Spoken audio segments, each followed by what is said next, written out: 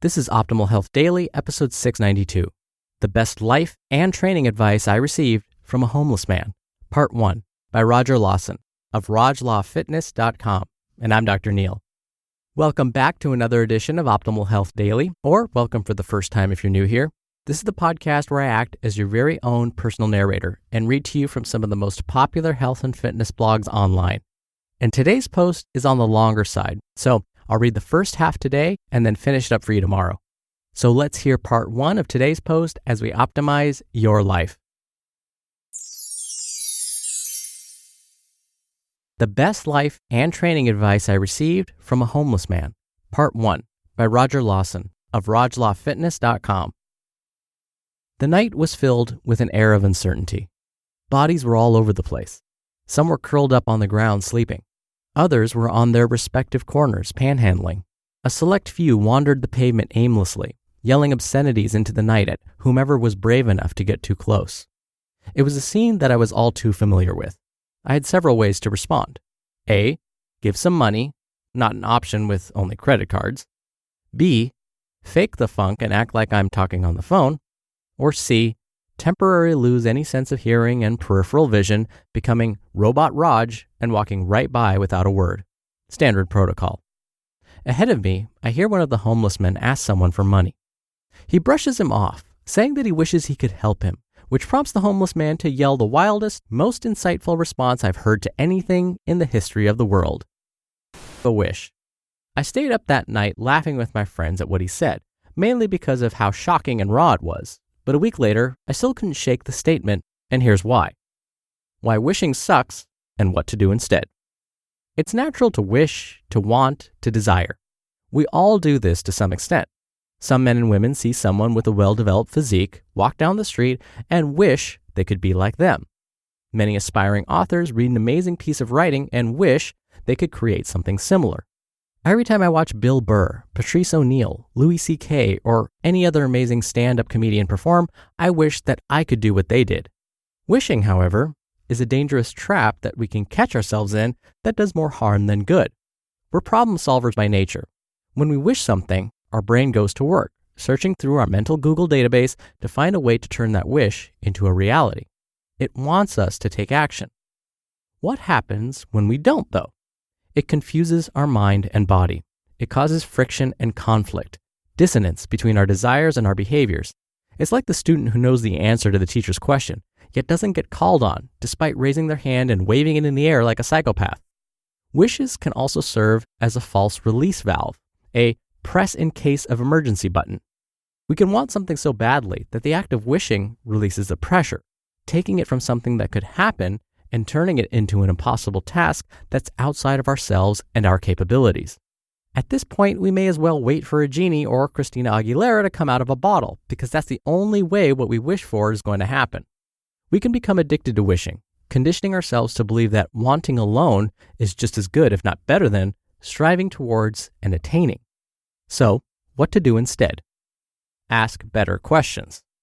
This alone leads to more productive answers, increasing the likelihood of taking better action. When you find yourself wishing, chances are you're on the right track. Instead of letting the thread end there, though, take yourself deeper down the rabbit hole. Ask yourself, what are some steps that you can take to bring yourself closer to where you want to be? Don't just keep them in your head. Write them down, big and small ideas alike. Put them in the Notepad app on your phone, or tattoo them on your body like in Memento if you're feeling that sassy.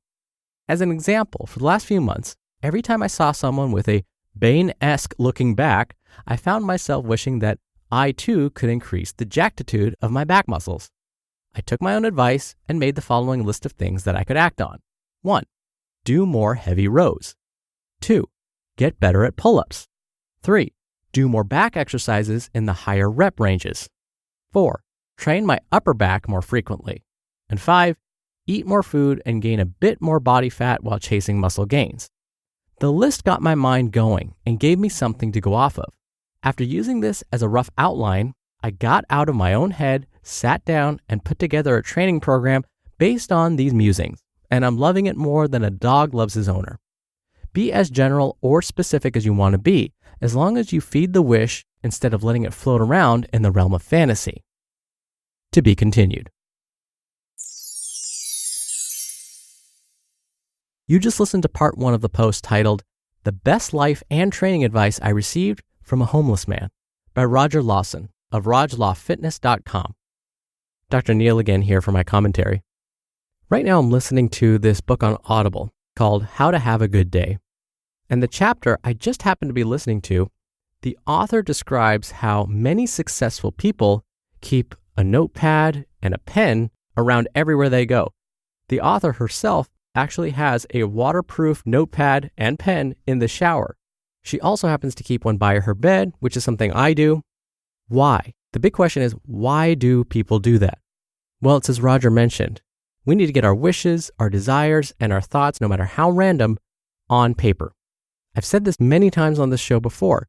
When we put our thoughts down on paper, it makes them more real. It makes them more what we call concrete. And as a result, it actually makes it more likely for those thoughts to become reality. And so what did Roger do? He took his own advice and made a list of things. He wrote down, basically, a list of things that he could do to make his back big, like Bane's from The Dark Knight Rises.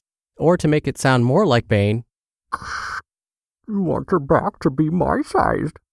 So one step that you can do right now to create that bridge between a wish and making that a reality is to simply write down that wish.